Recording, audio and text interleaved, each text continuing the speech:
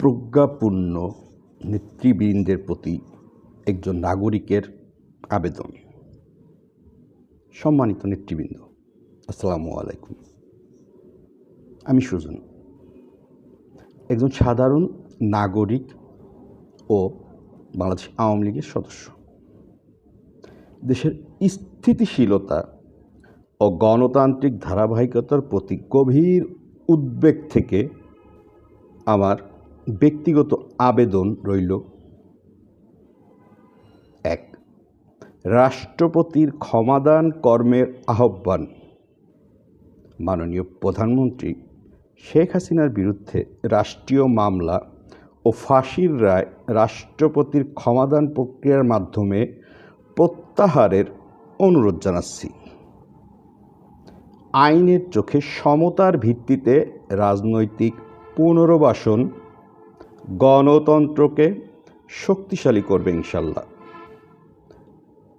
আমাদের মনে রাখা উচিত, সম্মান দিলে সম্মান পাওয়া যায়।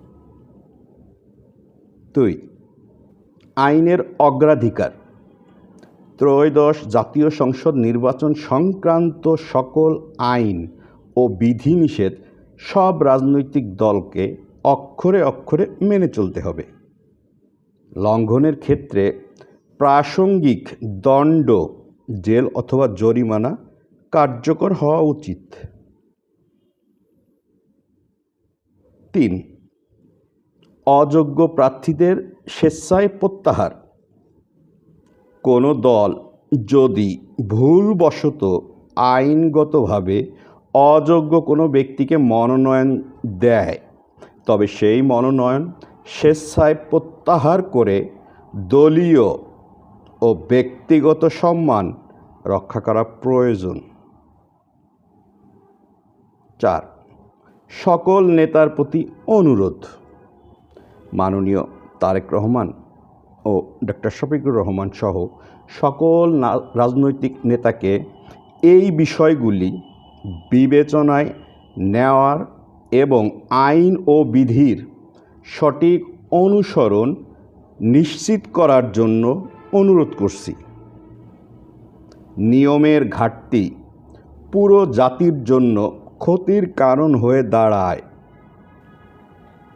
আপনাদের সিদ্ধান্ত কেবল বাংলাদেশের নয়, বৈশ্বিক পর্যায়ে প্রভাব ফেলবে। আমার একমাত্র কামনা দেশের শান্তি ও সমৃদ্ধি। ভুল ত্রুটি হলে ক্ষমা প্রার্থী। ধন্যবাদ আনতে সুজন, নাগরিক। জনগণের আবেদন। ১. আওয়ামী লীগকে ফিরিয়ে আনুন।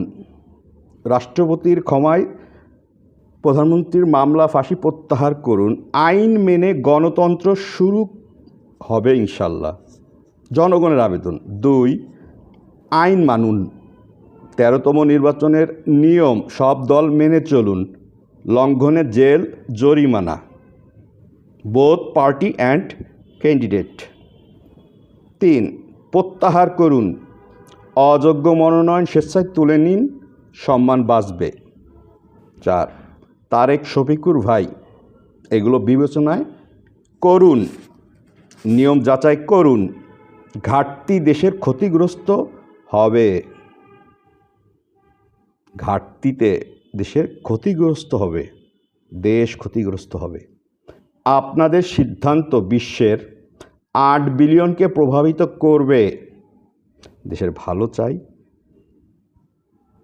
ভুল ত্রুটি ক্ষমা সুন্দর দৃষ্টিতে দেখবেন। ধন্যবাদ।